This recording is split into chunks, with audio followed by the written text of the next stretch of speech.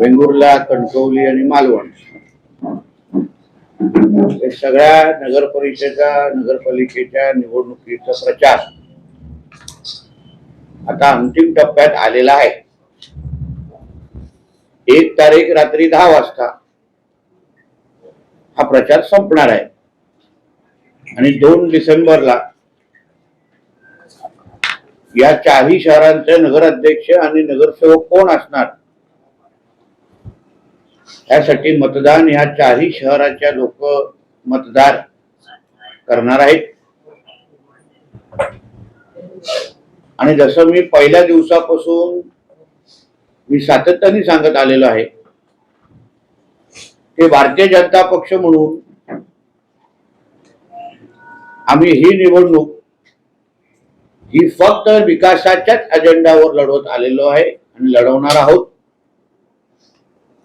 आणि आमचे नेते मंडळी असो, आमचे कार्यकर्ते असो, आमचे उमेदवार असो, हे सगळेजण तुम्ही गेल्या 10-11 दिवसाची कुठलीही पत्रकार परिषद बघा,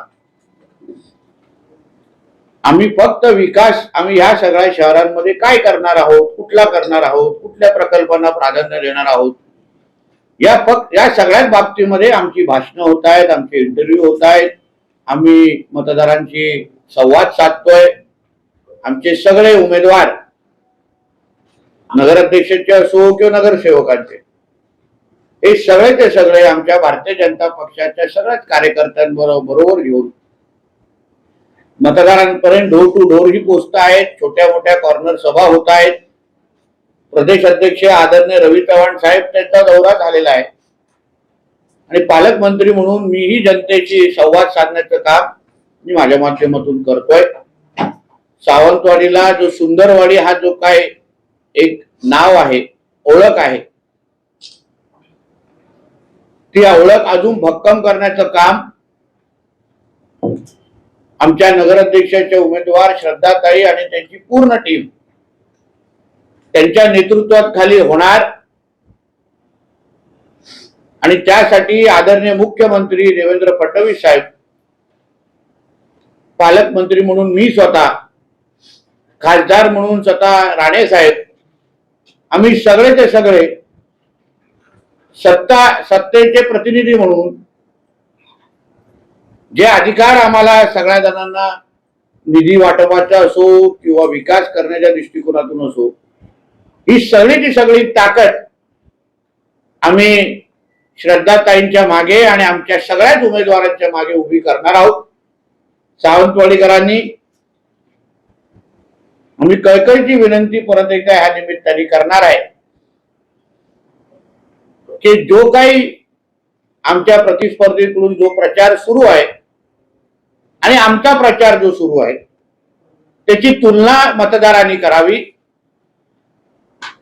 आम्ही विकासाबद्दल बोलतोय, आम्ही मतदारांना केंद्रबिंदू ठेवतोय, आम्ही मतदारांच्या भविष्याबद्दल बोलतोय, पण असा कुठलाही विषय आमच्या प्रतिस्पर्धीतून घेतला जातोय का, या बाबतीमध्ये सावंतवाडीकरांनी फार बारकाईने मतदार म्हणून विचार करावा. आम्हाला सिंधुदुर्गाचं आणि या 4ही शहरांमधलं वातावरण, जसं मी आपल्या सगळ्यांना शब्द दिला होता की आम्हाला खराब व्हायला द्यायचं नाही, आम्ही खराब करणार नाही, आम्ही अतिशय जबाबदारीने भारतीय जनता पक्ष म्हणून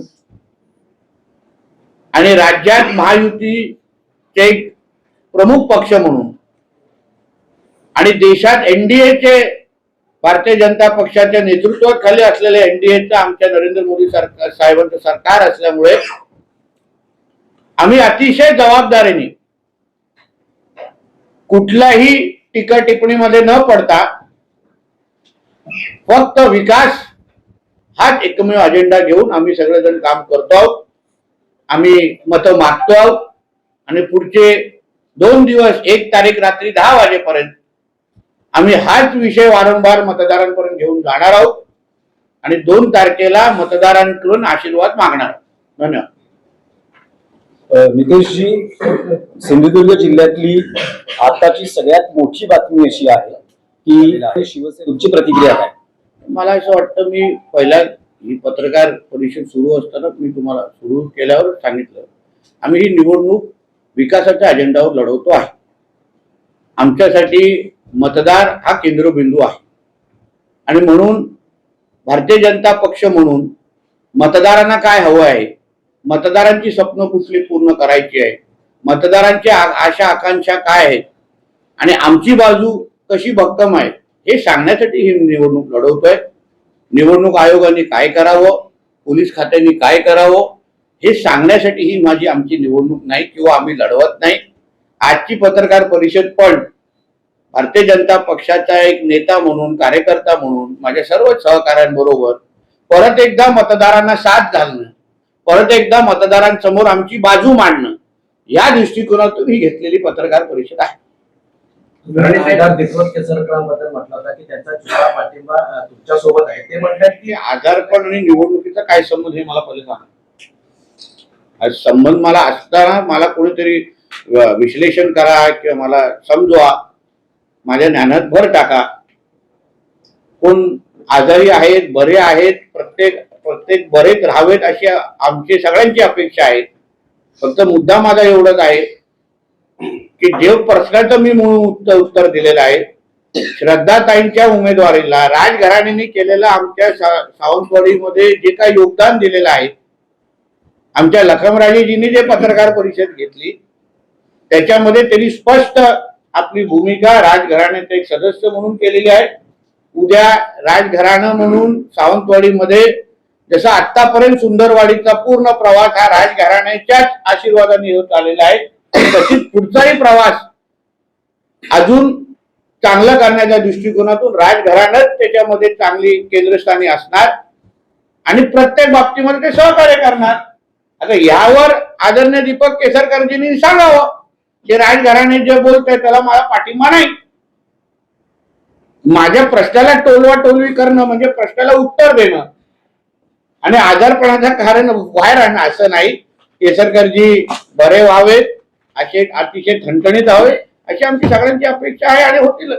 विरोधकांकडून कट रचला जातो. सावंतवाडीकरांनी नितेशजी, त्यातलंच एक विधान आहे. काल दीपक केसरकर असं जाहीर सभेत म्हणाले की नारायण राणे यांचं सिंधुदुर्गातलं राजकीय महत्व कमी करण्यासाठी कट रचला जातो आहे. हे कोण म्हणतंय? दीपक केसरकर म्हणत आहेत. आणि तुमच्या बंधूंनी लोक मला हसतायत. दीपक केसरकरजींनी असं सांगावं की राणे साहेबांचा संपवण्याचा कट रचला जातो हे दीपक केसरकर साहेब म्हणतायत. मग 14 पासून कोणी काय केलं तिथे असतायत बघा. 2014 पासून कोणी सुरुवात केली राणे साहेबांच्या विरोधात दहशतवाद हा विषय कोणी चुकीची त्यांची प्रतिमा खराब केली.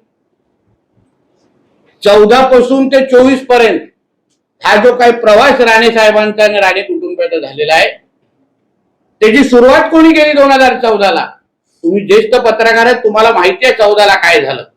कोणी निलेश राणे साहेबांच्या विरोधात पहिला शेंडू ठोकला 2014ला खासदार ते असताना लोकसभेला.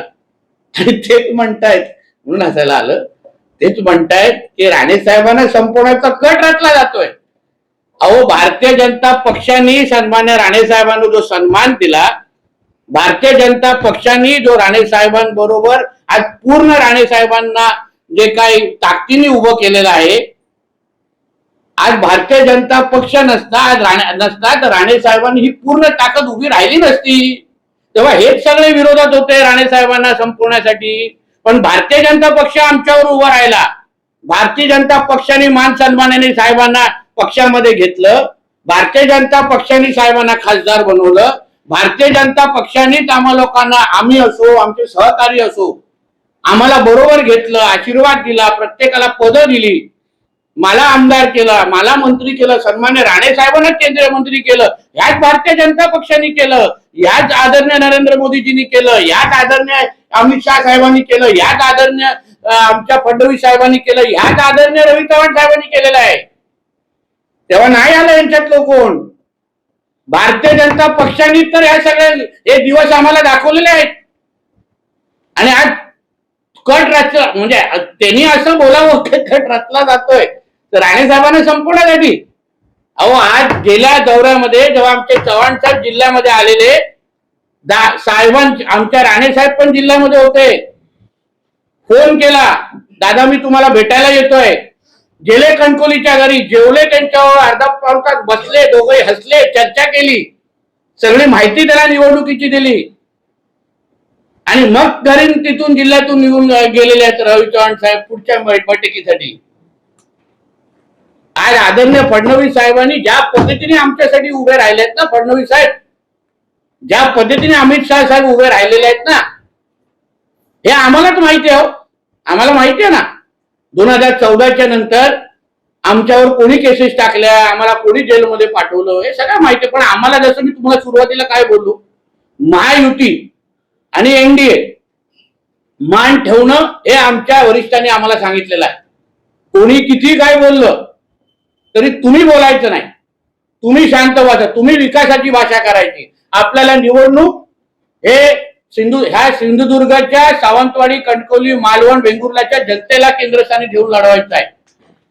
महायुती टिकवण्याची जबाबदारी ही आमची आहे. आम्ही सगळी भूमिका, तुम्ही म्हणून बोललो ना दिनेशजी, आमची भाषणं बघा 11-12 दिवसाची, आमच्या कोणाची इंटरव्ह्यू बघा, एका तोंडाने आम्ही महायुतीवरच्या घटक पक्षावर टीका केलेली नाही, एका तोंडाने केलेली नाही. एक इंटरव्ह्यू मला दाखवा जिथे आम्ही त्यांच्यावर टीका केलेली आहे.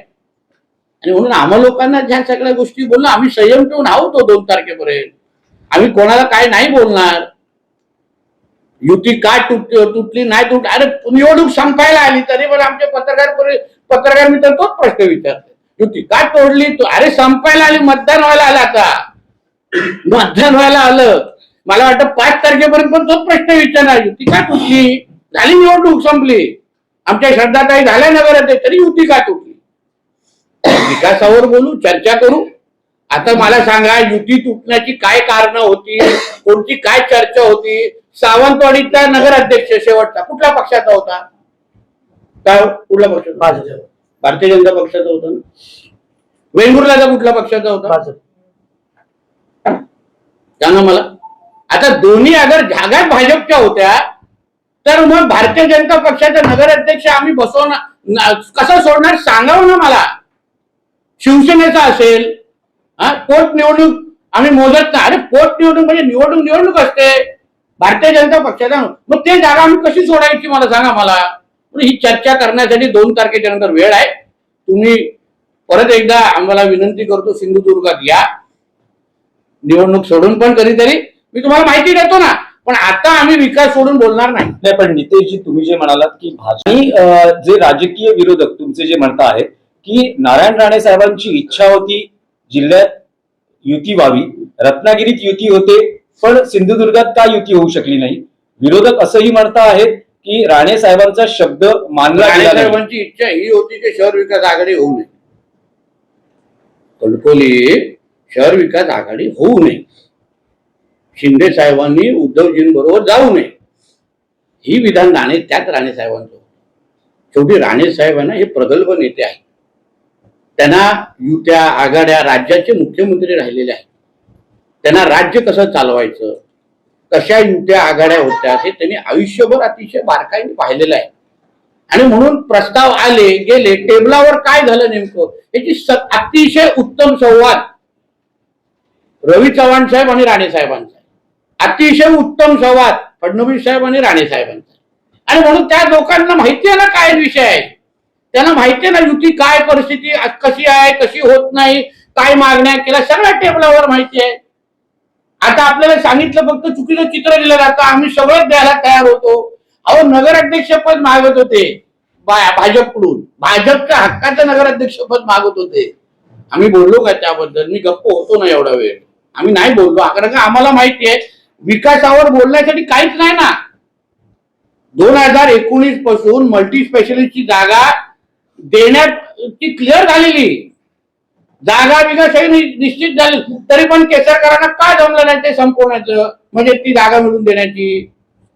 का अजूनपर्यंत आरोग्याची व्यवस्थेबद्दल सावंतवाडी आणि वेंगुर्ल्याचे लोक आजही बोंब का मारतायत. आपण आमदार आहात ना, आपण मंत्री झालेला आहात ना, उत्तर द्या ना जनतेला. आरोग्याची व्यवस्थेबद्दल का केलं नाही? काय डॉक्टर का दिले नाही तिथे? का लोकांना आरोग्यासाठी आज बांबुली म्हणे गोव्याला जायला लागतंय? सांगा, उत्तर द्या. म्हणून माझं असं म्हणणं आहे, ह्याच्यामध्ये उगाच राजकारण कोणी करू नये. आमच्या रवी चव्हाण साहेबांवर कोणीही आरोप अशा पद्धतीने करू नये. चव्हाण साहेबांनी आदरणीय राणे साहेबांसाठी लोकसभेच्या निवडणुकीमध्ये काय केलं हे आम्हाला चांगलं माहिती आहे. विधानसभेसाठी काय केलं हे चांगलं माहिती आहे. आणि मी आज पण सांगतो, आदरणीय निलेशजींचा पण बळीचा बकरा केला जातोय, त्यांना एकटं पाडलं जात आहे. का दुसरा शिवसेनेचा नेता बोलत नाहीये? का बोलत नाहीये? उदयजी येऊन का रवी चव्हाण साहेबांवर टीका करत नाहीये? त्यांना का पुढे अजून निलेशजींच्या समर्थनात एक पण शिवसेनेचा नेता का उतरत नाहीये? तिथे ते गुलाबराव पाटील कुठल्या तरी राज्यातल्या एका जिल्ह्याच्या शहराच्या नगरपालिकेमध्ये राणे साहेबांची कशी किल्ली उडवतात दाखवू का व्हिडिओ? दाखवू का व्हिडिओ? मग का कोण बोलत नाहीये? निलेशजी बोलतात ते खरं. एक शिवसेनेचा नेता बोलत नाही, ना रत्नागिरीचा, ना कोकणातला, ना महाराष्ट्रातला. त्यांना का एकटं पाडलं जातंय? का नाही सपोर्टिंग? आपले दीपक केसरकर साहेबांनी घ्यावं रवी चव्हाण साहेबांचं नाव, घ्यावं ना. तोडवतात कशाला प्रश्न? या बाबतीमध्ये 2 तारखेनंतर जसं निलेशजी बोलले आहेत, आम्ही लोक आपण बसू, फडणवीस साहेबांबरोबर बसू, चव्हाण साहेबांबरोबर बसू, महायुती म्हणून ह्याच्यातून काय मार्ग निघतो आपण पाहू ना. पण उगाच त्याच्यामुळे ह्या निवडणुका विकासात सोडून, अरे 11 महिने आम्ही मेहनत केली आहे. मी पालकमंत्री म्हणून मेहनत केलेली आहे. मी 11 महिन्यामध्ये राज्य सरकार म्हणून आम्ही भरपूर या शहरांना निधी दिलेली आहे, कामं केलेली आहे. त्याच्यावर बोलायचंच नाही, त्याच्यावर चर्चाच करायची नाही. सावंतवाडीसाठी काय तुमचा विकासाचा प्लॅन हा विचारत नाही. इथे केस झाल्या, तिथे केस, एवढंच इंटरेस्ट. आता आक्षेप आहे. मल्टी स्पेशालिटीचा मुद्दा तुम्ही काढला. 2014 पासून महायुतीचं सरकार राज्यात आहे, मुख्यमंत्री देवेंद्र फडणवीस होते. आजही तो प्रकल्प झालेला आहे. दुसरीकडे ज्या रेल्वे टर्मिनलचा नारळ फोडला गेला ते पण अदृश्य दिसतं. हो, पण तुमच्या आमदारांना पालकमंत्री आहे ना, मी प्रश्न सोडून दाखवतो लखमराजे आणि आमच्या श्रद्धाताई ऑन रेकॉर्ड सांगतोय, ऑन रेकॉर्ड. पण त्याचबरोबर तुमच्या सावंतवाडीच्या प्रायव्हेट डॉक्टरांना पण विश्वासात घेणार नाही. चांगली आरोग्य सेवा देण्याची जबाबदारी ही पालकमंत्री म्हणून माझी आहे आणि मी देणार, कुठल्याही परिस्थितीत देणार. मला नाही आवडत माझी मुलं, आमच्या जिल्ह्यातली मुलं गोव्याला नोकऱ्यांसाठी जातात, आम्हाला नाही आवडत. आम्हाला नाही आवडत आमचे पेशंट गोवा बांबुलुमच्या हॉस्पिटलमध्ये जाणं आम्हाला बिलकुल आवडत नाही. म्हणून तर राणे साहेबांनी या जिल्ह्यामध्ये एवढं मोठं हॉस्पिटल बांधलं. आणि म्हणून ज्या ज्या पद्धतीने पाहिजे त्या पद्धतीची आरोग्य शासकीयची व्यवस्था आहे. आज पालकमंत्री अधिकार माझ्याकडे, मी तुम्हाला निश्चितपणे नीट करून दाखवू. दीपक केसरकर असं म्हटलं, त्यामुळे आता चुकीच्या लोकांच्या हातात तुम्ही सत्ता देऊ नका. काय झालं? शांत अशांत असं काय झालं? कृपया मला सांग. तुम्हाला कुठल्या एक घटना रिपोर्ट करायला लागली? एक तरी घटना कुठलं तरी रिपोर्ट करायला लागली? आज मी जिल्ह्याचा पालकमंत्री आणि कॅबिनेट मंत्री आहे राज्याचा. हा माझा जिल्हा आहे, ज्या जिल्ह्याचा पालकमंत्री मी आहे. माझ्या जनतेला शांततेत आणि सुखाने ठेवण्याची नैतिक आणि सर्वात पहिली जबाबदारी माझी आहे. पोलिसांच्या माध्यमातून कोणालाही माझ्या जिल्ह्यामध्ये कुठलंही चुकीचं करायला मीच देणार नाही, जबाबदारी माझी आहे. म्हणून दीपकजी केसरकर साहेबांनी निश्चिंत राहावं. नितेश राणे पालकमंत्री असेपर्यंत ज्या जिल्ह्याची प्रतिमा कोणीही खराब करू शकणार नाही. तुम्ही म्हणताय जिल्ह्यात मित्र पक्षात असलेले लोक वारंवार सांगतायत की आता रेट लागला आहे मतदारांना, या लोकशाहीत किती योग्य आहे? हो, पण ते मला असं वाटतं त्यांच्यातली ती माहिती ती त्यांना विचारली पाहिजे ना. आम्ही तर विकास एक लक्षात घ्या, आरोप आहेत ते. आता आम्ही उद्या असेच आरोप केले तर, पण आम्ही त्या घाणेऱ्या ह्याच्यामध्ये जातच नाही ना. आम्ही विकासावर फोकस ठेवतो ना. अहो, आरोप करण्यासाठी कोणी काही करू शकतं. एवढा रेट उघडलाय, तेवढा रेट उघडलाय, ह्या केलाय, हे तुम्हाला जेव्हा सांगण्यासाठी काय नसतं ना. तुमचा उमेदवार, तुमचे नगरसेवक, तुमचा जाहीरनामा काय आहे हे सांगण्यासाठी काय नसतं ना. म्हणून हे सगळं इकडे तिकडे विषय हलवायचे, बाकी काहीच नाही. त्यामध्ये अर्थच नाही या गोष्टीमध्ये. तुम्ही सांगा ना लोकांना तुम्ही काय करणार आहात. लोक समाधानी होतील. असे आरोप कोण बेचूक आरोप कोण पण करू सुटणार. द्या पुरावे. आपला इलेक्शन कमिशन दखल घेईल. नितेशजी पुन्हा एक राजकीय निलेश राणे असं म्हणता आहे की सिंधुदुर्गात युती झाली नाही यासाठी त्यांनी जबाबदार धरला आहे प्रदेशाध्यक्ष रवींद्र चव्हाण यांना. राणे कुटुंबावर काही पर्सनल राग आहे त्यातूनच ही युती झाली नाही आणि 2 तारखेनंतर मी युती बाबतीत बोलेन असं जे रवी चव्हाण म्हणाले ते म्हणाले ही स्ट्रेट वे धमकी आहे. असं आहे ना दिनेशजी, आम्हाला आमच्या जिल्ह्याच्या निवडणुकांना विकासावर लढवायचं असं आहे. म्हणून आम्ही विकासावर उत्तर देणार. ह्या बाबतीत आता मी तुम्हाला काय बोलू, निवडणूक संपायला आलेली आहे तरी तुमच्याकडे तो जो काही चिन्ह अडकला आहे ना ते तुम्ही काढत नाही आहात. युती का झाली नाही, युती हे झाले, त्याची उत्तर देण्यासाठी 2 तारखेच्या नंतर आहे ना. आता जनतेच्या अपेक्षा आमच्याकडून वेगळ्या आहेत. राज्यकर्ते म्हणून, कार्यकर्ते म्हणून लोक फार बारकाईने बघतायत की तुम्ही माझ्यासाठी काय करणार आहात. पुढची 5 वर्ष 2 डिसेंबर 2025 होणारा मतदान पुढच्या 5 वर्षानंतर होणार आहे. मध्ये मतदारांना कुठलीच संधी नाही.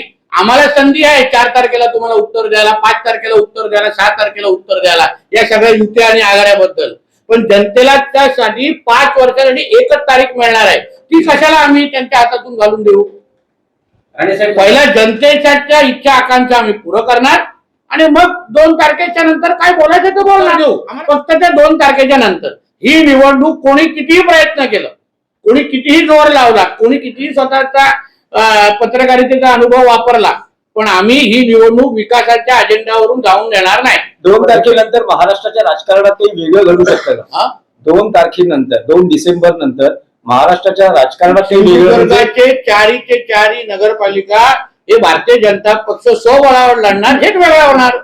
पण महाराष्ट्रात काही असं सगळे भारतीय जनता पक्षाचे जास्तीत जास्त नगरसेवक निवडून, नगराध्यक्ष निवडून होणार, हेच वेगळं होणार. इतिहास घडणार आहे 3 तारखेला. म्हणजे ही सुरुवात आहे स्वबळाची. नाही जिथे जिथे आम्ही स्वबळावर लढतोय, जिथे आम्ही स्वबळावर लढतोय भारतीय जनता पक्ष म्हणून, तिथे आमचा कमळ चिन्हाचा नगराध्यक्ष निवडून येणार. काही जागे आम्ही महायुती म्हणून लढतोय. उदाहरण रत्नागिरीमध्ये महायुती म्हणून लढतोय, तिथे महायुतीचे नगराध्यक्ष येणार. म्हणजे हाच तो इतिहास 3 तारखेनंतर घडणार आहे. हे तुम्हाला कळलंच नाही. गुगली आमच्या चव्हाण साहेबांची तुम्ही शोधत वाचलाय त्याच्यात. पण भविष्यात महाराष्ट्रात सिंधुदुर्ग पॅटर्न दिसू शकतो का? त्यावेळी घेण्याचा तो निर्णय हो. आम्हाला या आमच्या कार्यकर्त्यांनी, प्रदेशच्या लोकांनी जे काय आम्हाला लोकांनी चर्चेतून आम्हाला जे निष्पन्न झालं त्याप्रमाणे आम्ही सगळेजण लढतोय. रत्नागिरीमध्ये वेगळी परिस्थिती आहे, रायगडमध्ये वेगळी परिस्थिती आहे, पालघरमध्ये वेगळी परिस्थिती, ठाण्यामध्ये वेगळी परिस्थिती आहे. त्या जिल्ह्याच्या अनुसार लढू ना आपण. उद्या राज्याचे उपमुख्यमंत्री सिंधुदुर्गात प्रचारासाठी येत आहेत. राज्याचे मुख्यमंत्री येणार ठिकाणी येत आहेत. आमच्या कणकोलीत येत नाही. जरा विचारा, सांगा ना कणकोलीत द्यायला. उद्धवजींच्या जिल्हा प्रमुखांसाठी प्रचार करण्यासाठी एकनाथ शिंदे साहेब आमचे वरिष्ठ नेते आहेत, फार ज्येष्ठ नेते आहेत. त्यांना सांगा आमच्या कणकोलीत पण या. शहर विकास आघाडी आणि उद्धवजींच्या जिल्हा प्रमुखांसाठी निवडणूक मतदान मागण्याचे तिथे काय येत नाही. 3च जागी ऐकलं मी ठिकाणी आहे. 3च जागी प्रचार आहे त्यांचा. तुमचे जवळचे संबंध विचारा त्यांना. पण कणकवलीत काय येत नाही तुमचं काही विश्लेषण त्यांना विचारायला पाहिजे ना. आम्हाला आमची इथे 3 जागी कार्यकर्ता नाही, मग तिथे का नाही. कणकवलीत उद्धवजींच्या जिल्हा प्रमुखांसाठी काय येत नाहीये. पॅनलमध्ये उभाटा, शिंदे सेना सगळे आहेत तिथे. राणेसाहेब सिंधुदुर्ग जिल्ह्यात भ्रष्टाचार हे सगळ्या मुद्द्यांवर निवडणुका भावनिक मुद्द्यावर लढवल्या गेल्या. लोकसभेमध्ये नारायण राणेंना भरभरून लोकांनी इथे मतदान केलं. विधानसभेत तुम्हाला महायुतीला मतदान केलं. लोकांना इथली अपेक्षा सिंधुदुर्गवासियांना आहे विकासाच्या मुद्द्यावर निवडणूक व्हावी. तुमचे आरोप प्रत्यारोप आम्हाला नको. मग आता या निवडणुकीला वारंवार भावने विकासाचे मुद्दे सोडून भावनेच्या मुद्द्यावर प्रचार प्रमुख म्हणून माझी भाषा बोलते. मी बोलतोय पत्रकार परिषदेमध्ये. नाव उचलून एकनाथ शिंदेजींच्या सभेला उत्तर देण्यासाठी हेच तर मी बोलतोय ना. अरे बाबा विकासाच्या अजेंडावर लागलाय. सांग ना तुझ्या मुंबईच्या मित्राला काय हो. तर प्रत्येक वेळी कट रचला जातोय म्हटलं जातं, आम्हाला संपवलं जात आहे, हे मुद्दे आणून लोकांना काय ते कन्फ्युज केलं जात आहे. त्यात दीपक केसरकर यांचं असंही म्हणणं आहे की राणेसाहेब प्रचारात दिसत नाहीये. हो, कारण का तो राणेसाहेबांनी घेतलेला निर्णय राणेसाहेब ज्येष्ठ नेते आहेत, त्यांनी ठरवावं कुठे प्रचार करावं का नाही करावं. त्या दिवशी कणकवलीच्या आमच्या सगळ्या उमेदवारांना भेटले, आशीर्वाद पण दिले. राणेसाहेबांचा प्रश्न आहे. राणेसाहेब टॅक्स फ्री आहेत. ज्या संस्थांच्या राजवाड्यात आहात, ह्या संस्थांचा कारभार बापूसाहेब महाराजांनी चालवला आणि त्याला महात्मा गांधींनी रामराज्य म्हटलं. या संस्थांवर आज सगळे कोणी वाकड्या नजरेने पाहिलं नव्हतं. कोणी युवराज असो, राजेसाहेब असो, त्यांना मानाचा मुद्राच केला जात होता. त्या संस्थांवर या निवडणुकीच्या निमित्ताने आज टीका टिप्पणी होते. कसं पाहताय आपण? दुर्दैव आहे, अतिशय दुर्दैव. कारण का ह्याचं कारण असं आहे, राजघराणं हे राजकारणाच्या पलीकडचं आहे. त्यांचं स्थान सिंधुदुर्गांसाठी किंवा सावंतवाडीसाठी हे राजकारणाच्या पलीकडचं आहे. मी वारंवार ह्या निवडणुकीमध्ये माझी भाषणं बघा, आमचे इंटरव्ह्यू बघा, मी वारंवार सांगतोय, श्रद्धाताई असतील, रकमराजे असतील किंवा राजघराण्याच्या प्रत्येक व्यक्तीने आज ज्या सावंतवाडीमध्ये आपण उभे आहोत, यांनी आपलं योगदान दिलं नसतं ना, आज आपण या सावंतवाडीमध्ये उभे पण नसतो. म्हणून या राजघराण्याच्या एक घरातला एक व्यक्ती जेव्हा अगर निवडणुकीसाठी लढत असेल, तेव्हा जाऊन आपण टीका टिप्पणी करतोय, त्यांच्यावर टीका करतोय. उद्या अगर यांनी त्या काळात, उद्यापेक्षा त्या काळात अगर ठरवलं असतं की आम्हाला सावंतवाडीकडे काहीच करायचं नाही, झालं असतं का? सावंतवाडी घडली असती का आपली? म्हणून ह्यांच्यावर टीका करणं म्हणजे सावंतवाडीच्या अस्मिता आणि स्वाभिमानावर टीका करण्यासारखी बाब आहे. आणि म्हणूनच त्याची दखल माझ्या पलीकडे सावंतवाडीची जनता निश्चित पद्धतीने घेणार. आज श्रद्धाताई प्रत्येक घराघरापर्यंत पोहोचलायत, प्रत्येकाशी संवाद साधतायत, प्रत्येक जण त्यांना आपल्या घरातली मुलगी आणि सून म्हणून त्यांना स्वीकारतायत, त्यांना आशीर्वाद देत आहेत आणि त्याच आपुलकीने प्रत्येकाशी भेटतात. त्यांना भेटल्यानंतर कोणच आता त्यांचे एवढे म्हणजे सावंत आतापर्यंत फिरतायत, कोणच बोलणार नाही या राजघराण्यातल्या, जेवढ्या सामान्य व्यक्तीसारख्या आमच्या श्रद्धाताई सगळ्यांची बोलतायत, चर्चा करतायत. लखमराजेजी दिवस रात्र भारतीय जनता पक्षासाठी काम करतायत, मेहनत करतायत. प्रत्येक बाब परवा त्यांची झालेली पत्रकार परिषद फार बारकाईने बघा, ऐका. आणि म्हणून या सगळ्या गोष्टी आज राजघराण्याच्या बाबतीवर नुसतं घालेलं राजघराणे संपला, ह्याचं उत्तर 3 तारखेला भेटेल. विजय साहेब, सावंतवाडी शहराच्या पट्ट्यातील अनेक लोक या ठिकाणी स्थायिक होतात, मात्र या ठिकाणची लोक आहेत, सुशिक्षित बेरोजगार आहेत, ते पुणे, गोवा, मुंबई येथे स्थलांतरित होतात. काही लोक अपडाऊन इकडनं गोव्यात नोकऱ्या करतात, रस्त्यात त्यांचे अपघात होतात. एकुलते एक कुटुंबाचा करता मुलगा त्याच्या अपघातात बळी ठरतो. या ठिकाणी चांगलं हॉस्पिटल नाही, त्याचप्रमाणे या ठिकाणी रोजगार पण नाही. रोजगारासाठी कुठं आपला याच्यामध्ये जोडागाव MIDC आहे, त्याबाबत आपलं काय धोरण असणार? आणि हॉस्पिटल मल्टीस्पेशालिटी हॉस्पिटल बाबत ठराविक टाइम बाउंड काय असणार? असं आहे की रोजगाराच्या दृष्टिकोनातून आपण या सरकारच्या पहिल्या वर्षामध्ये आहोत. पुढची 4 वर्ष आहे आणि पुढची 5 वर्ष माझ्या खात्याच्या दृष्टिकोनातून तरी अगर तुम्ही पाहिलं, मी आज बंदर विकास मंत्री पण आहे. आपल्याकडे रेडी बंदर आहे, गोवा शिपयार्ड आपल्या इकडे प्रकल्प लावण्यासाठी इथे 400 एकरच्या शोधतायत, ते लोक इथे हे करणार आहेत. काही बोटी बनवण्याच्या ज्या बॅटऱ्या लागतात बोटी चालवण्यासाठी, त्यांची फॅक्टरी आपण इथे आणतोय. कॅन्डेला नावाची बोट जी आपण मुंबईमध्ये तिला जलवाहतूकसाठी वापरणार आहोत, त्याची फॅक्टरी आमच्या सिंधुदुर्गामध्ये लागणार आहे. म्हणून ह्या माझ्या दृष्टिकोनातून किंवा माझ्या खात्याच्या दृष्टिकोनातून पण अगर तुम्ही विचारलं तर निश्चित पद्धतीने भविष्य 5 वर्ष जेव्हा आम्ही आमची कारकीर्द पूर्ण करू, तेव्हा किमान 60 ते 70% मुलं जे आज गोव्यामध्ये तरुणी काम करतायत, त्यांना परत एकदा आमच्या सिंधुदुर्गामध्ये आणण्याचं काम हे आमच्या महायुतीच्या सरकारच्या माध्यमातून निश्चित पद्धतीने होईल. शिरोड्यामध्ये आपलं पहिलं ताजचं 5 स्टार हॉटेल येत आहे. झी सिने अवॉर्ड सारखे कार्यक्रम आमच्या सिंधुदुर्गामध्ये होत आहेत. म्हणून 5 वर्षाच्या कारकीर्द बघा तरी गावडेजी, तुम्हाला हा प्रश्न 5 वर्षानंतर विचारायला लागणार नाही. एवढी काळजी आम्ही घेऊ. मल्टी स्पेशालिस्ट संदर्भात काय करायचं, कसं करायचं, सगळ्यांना विश्वासात घेऊन मी परत सांगतो. शेवटी इकडला प्रायव्हेट जो डॉक्टर आहे त्यांच्याही बाबतीमध्ये विचार करायला पाहिजे. सगळ्यांना विश्वासात घेऊन एक कुटुंब म्हणून श्रद्धाताई असतील आणि आमची पूर्ण टीम एकत्र बसून त्या बाबतीमध्ये निर्णय घेतील.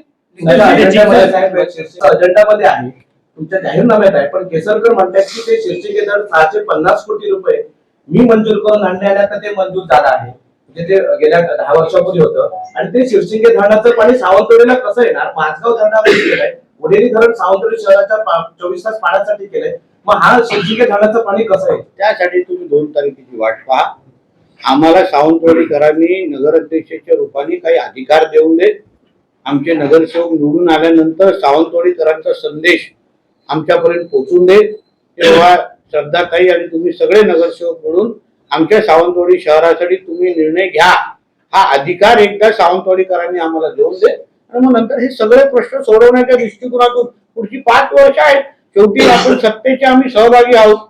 जसं लखमराजींनी पण काय बोलले त्या दिवशी, आम्ही बसणार नाही एकत्र, दीपकजी आणि आम्ही 2 तारखेच्या नंतर बसणार होतो एकत्र. म्हणून काय बोललो, अंदर की बात है बोलू तुम्हाला, आम्ही बसणार एकत्र, चर्चा करून हे सगळे विषय एकत्रच मिटवणार आहेत. आदरणीय मुख्यमंत्री, आदरणीय उपमुख्यमंत्री, दोन्ही उपमुख्यमंत्री आणि आम्ही सगळेजण महायुती म्हणूनच आम्ही पुढे कारभार करणार आहोत. राणेसाहेब, सावंतवाडी शहरातील बहुतांशी अनेक वर्ष ठेवले, आपल्या बाजूला माजी नगराध्यक्ष बसले, त्यांना माहिती आहे, पण अद्यापर्यंत त्या आरक्षित जागेवर काही केलं गेले नाही. म्हणून बोलतो त्याची योग्य प्लॅनिंग. आता श्रद्धा त्यांची काही भाषणं तुम्ही बघा, त्यांच्यासाठी सावंतवाडीचा डेव्हलपमेंटचा प्लॅन, पर्यटनाच्या आधारे या सावंतवाडी शहराला 18 प्रकारच्या नागरी सुविधा असो, पर्यटनाच्या दृष्टिकोनातून विविध एंटरटेनमेंट आणि या सगळ्या गोष्टीसाठी ज्या लागणाऱ्या ज्या प्रकल्प त्याला लागणाऱ्या ज्या जागा असतील त्यावेळी ह्या सगळ्या गोष्टी वापरल्या जातील. साहेब, तुम्ही मगाशी म्हणालात की अंदर की बात आहे, राजघराण्याचं जेव्हा नाव पुढे आलं सावंतवाडी नगराध्यक्ष पदासाठी, त्यानंतर दीपक केसरकर हे तुम्हाला 2 वेळा भेटले होते. त्यांनी तुमच्याकडे काही प्रस्ताव ठेवलेला होता, ओके, आणि तो प्रस्ताव कुठेतरी तुम्ही स्वीकारला नाही, म्हणून मग आम्हाला हा निर्णय घ्यावा लागला. असं काय नाही. माझ्याकडे जेव्हा विचारलं पहिले तर मी त्यांना एकच मुद्दा बोललो, जेव्हा राजघराण्यांनी लढवण्याची इच्छा व्यक्त केली आहे तो आपण त्यांच्याशी बोलावं. कारण माझ्यापेक्षा केसरकरजींचे संबंध आणि नातं यांच्यावर अजून वर्षानुवर्षेच आहे. आम्ही तर कदाचित आता आलो असलो तरी केसरकर साहेब आणि राजघराणे हे अतिशय वेगळं नातं आहे. म्हणून मी केसरकरजींना बोललो की साहेब तुम्ही त्यांच्याशी बोला, चर्चा करा. त्यांची इच्छा आहे की भारतीय जनता पक्षाच्याच वतीने त्यांना लढायचं आहे. एक दुसरं आहे, भारतीय जनता पक्षाकडेच नगराध्यक्षाची सीट आहे. पोटनिवडणुकीमध्ये भारतीय जनता पक्षच लढले असल्यामुळे त्याला आपण या पद्धतीने आपण राजघराण्याचा मान ठेवू असं मी त्यांना बोल. आणि त्यांना हे बोल, तुम्हाला ह्याच्यापेक्षा वेगळा काय निर्णय करायचा असेल तर आपण बोलावं. त्यांनी त्यांच्याशी बोलले, त्यांनी आपलं मत व्यक्त केलं. माझं एवढंच म्हणणं होतं, तसं आमचे केसरकर साहेब मोठ्या मनाचे आहेत, त्यांनी थोडं मोठं मन ठेवून त्यांनी हा निर्णय घेतला असता तर आज ह्या सगळ्या गोष्टी झाल्याच नसत्या ना, झाल्याच नसत्या. हीच तर चर्चा वारंवार होत होती. खालच्या सीटवर काय करायचं आम्ही बसून ठरवलं असतं, त्याच्यात काय मोठी गोष्ट नव्हती. म्हणजे तुम्ही हक्काची सीट आमची नगराध्यक्षाची, ज्याच्यावर गेल्या पोटनिवडणुकीमध्ये भारतीय जनता पक्षातच निवडून आले, ते जागा सोडायला सांगत असतील तर कसे मान्य करू कोण? उद्धव बाळासाहेब ठाकरे शिवसेना पक्षाचे उमेदवार नगराध्यक्ष देतात ना, आणि त्यांचे एकंदरीत उमेदवार पाहता आतापर्यंत आपण सर्वच जण म्हणत होता सत्ताधारी पक्ष की उभा टाळा, इथे काही मिळणार नाही उमेदवारी. असं असताना सावंतवाडी 20 उमेदवार उभे केलेत आणि एका जनता दलाच्या पूर्वीच्या समाजवादी विचारसरणीच्या व्यक्तीला सुनेला उभे केलाय, हे आव्हान आहे का? आता हे जनतेने उत्तर द्यावं ना त्याचं. आम्ही आमची बाजू तुम्हाला परत सांगतो, आम्ही कुठलीही निवडणूक सोपी घेत नाही. आम्ही प्रत्येक निवडणूक भारतीय जनता पक्ष म्हणून अतिशय त्याच प्रामाणिकतेने, त्याच तळमळीने आणि अतिशय मेहनत घेऊन आम्ही लढवतो. कोण आव्हान आहे, कोण आव्हान, आम्ही एक कोणालाही कमी लेखत नाही, कोणालाच कमी लेखत नाही. प्रत्येक जण आपल्या आपल्या ताकदीचा आहे, प्रत्येक जण आपल्या आपल्या पद्धतीने त्या निवडणुका लढवतोय आणि म्हणून त्याही त्यांच्या पद्धतीने निवडणूक लढवत आहेत, आम्ही आमच्या पद्धतीने निवडणूक लढवतो. शेवटी हा पर्याय तो हा निर्णय इकडल्या मतदारांना घ्यायचा आहे. मतदारांनी ठरवायचं की बाबा हिला ह्यांना संधी द्यायची आहे की ह्यांना संधी द्यायची. आज उभाटाची अवस्था राज्यामध्ये काय झालेली आहे हे लोकांना माहिती आहे ना. आज राज्यामध्ये त्यांचे किती आमदार आहेत, राज्यामध्ये त्यांना उद्या त्यांना नगराध्यक्ष दिल्यानंतर त्या निधी आणू शकतात का, आमच्याशी संपर्कात राहू शकतात का, सावंतवाडीचा विकास करू शकतात का, हे जनतेने खुल्या डोळ्यांनी पाहावं ना. एवढं सर्व स्पष्ट आहे. भारतीय जनता पक्षाच्या नगराध्यक्ष निवडून आल्यानंतर प्रधानमंत्री, मुख्यमंत्री, पालकमंत्री हे सगळे सगळे भारतीय जनता पक्षाचे असल्यामुळे आम्हाला त्यांना निधी देणं अतिशय सोपं होऊन जाईल. नितेश, आजच्या प्रेसमध्ये 4-5 वेळा उल्लेख झाला तो मल्टी स्पेशालिस्ट हॉस्पिटलचा. हे हॉस्पिटल जे रखडलंय ते राजघराण्यामुळे रखडलं, एक नेतृत्व म्हणून ते समजून म्हणजे कसे म्हणतो येऊ हे आपल्यासाठी अतिशय महत्वाचं आहे. कारण का त्या राजघराण्यावर याला आरोप करताय आणि मोठी तलावत गायब. अरे कसला काय विषय नीट केलेला आहे त्या सगळ्या गोष्टी का गायब करा? अरे त्याच्यामुळे तर आमचा सावंतवाडीचं सौंदर्य आहे. आज अतिशय सुंदर शहर, उलट ह्यांची मदत, सगळ्यांची मदत घेऊन त्याला अजून कसं महत्व वाढू शकतं, त्याचा अजून कसं आपण ब्युटिफिकेशन करू शकतो, त्या बाबतीमध्ये आम्ही सगळेजण काम करणार आहोत. त्यासाठी आम्ही एकटे सगळेजण एकत्र बसणार आहोत. म्हणून उगाच जे गैरसमज राजघराण्याच्या संदर्भात पसरवले गेले आहेत ना, म्हणून बोल त्याचं उत्तर ना 2 तारखेला जनता देईल. साहेब, मागच्या टर्म मध्ये भारतीय जनता पार्टीचा नगराध्यक्ष व्हावा यासाठी आपण मेन स्पष्ट नकार दिलाय. ते म्हणाले की फक्त रवींद्र चव्हाण आणि श्रीदेव पाटेकरांच्या आशीर्वादाने मी नगराध्यक्ष जुना झालो. विषय हो, जाऊ ना. साहेब, लहान आहे, लहान मुलांना मुलगा होता. साहेब, वाशिममध्ये MIM चे जे आमदार आहेत, इथला व्यापार आज पूर्णपणे व्यापाऱ्यांची दुकानं सुद्धा बंद होण्याच्या मार्गावर आली आहे. हायवे बाजूला गेल्यामुळे शक्तीपीठ महामार्ग हा सावंतवाडीच्या नगरातून जाणार आहे का? तर तुम्ही याचे प्रयत्न पालकमंत्री म्हणून करणार आहात का? नाही, तेच बोलतो ना. आता हे शक्तीपीठ महामार्गाच्या माध्यमातून विकासाचे दरवाजे आपल्याला उघडायचे आहेत ना. म्हणून त्याला जसं 0 पॉइंट असो किंवा मळगाव हे जे काय 2 विषय आहे त्याच्यावर MSRDC बोलतोय, दीपक केसरकरजी पण बोलताय.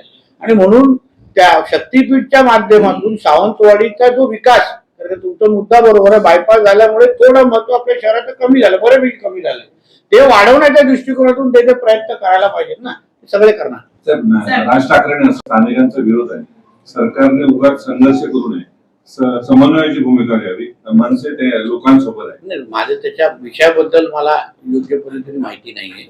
सरकारशी बोलत असतील तर सरकारचे त्याच्या संबंधित खात्याचे मंत्री आणि संबंधित खात्याचे अधिकारी त्याबद्दल त्यांना उत्तर देतील. साहेब, ह्या अगोदर संजू परब नगराध्यक्ष होते आणि त्यावेळी सुद्धा हॉस्पिटल, मोती तलाव आणि पाण्याचा प्रॉब्लेम सावंतवाडी शहरामध्ये होता. तर त्यावेळी त्याकडे लक्ष का दिला नाही, तेव्हा काय होतं, आमची पोटनिवडणूक झाली आणि वेळच भेटला नाही. अर्धेच काळ आम्हाला भेटला, पूर्ण काळ आम्हाला भेटला नाही. कोविड होतं. कोविड आणि आता बघा माझं काम किती सोपं करत कोविड पण लागला त्याच्यानंतर. पण आता काही सुवर्ण संधी अशी भेटलेली आहे की जसं मी सांगितलं, केंद्रात, राज्यात आणि जिल्ह्यात भारतीय जनता पक्षाची सत्ता आहे. आणि श्रद्धाताई सारखे अतिशय अभ्यास करणाऱ्या आणि दूरदृष्टी असणाऱ्या एक नगराध्यक्षाचे उमेदवार आम्हाला मिळालेले आहेत. म्हणून पुढची 5 वर्ष सावंतवाडीचा अतिशय वेगळा चेहरा मोहरा बदलण्याची जबाबदारी ती आमची असेल. आम्ही काय आमच्या कुठल्याही जबाबदारीतून पळत नाही. ठीक आहे, तेव्हा आम्ही प्रयत्न केला, पण तेव्हा कोविड लागला आणि अन्य विषय नजरेसमोर आले. पण आता सुवर्ण संधी चालून आलेली आहे. काल गोव्यातल्या 2 LED नौकांवर मनपात कारवाई झाली. मंत्री म्हणून तुम्ही काय सांगाल? माझं अभिनंदन करायला पाहिजे. LEDच्या बाबतीमध्ये आपले शासनाची, राज्य सरकार म्हणून आमची जी भूमिका आहे ती आम्ही बोलण्यापलीकडे कृतीतून दाखवून दिलेली आहे. काही दिवसा अगोदर मालपीकडून आलेल्या बोटी असतील, आता गोव्याच्या LED हे आमच्या राज्यामध्ये सहन होणार नाही, आमची पॉइंट ब्लँक भूमिका आहे. म्हणून कुठल्याही बाबतीचे आम्ही गाय करणार नाही आणि जे येतील त्यांना परत पाठवण्याची काही सोय नाही. म्हणून माझ्या खात्याच्या अधिकाऱ्यांचं मी कौतुक करीन की ते अतिशय चांगलं काम केलं. चला.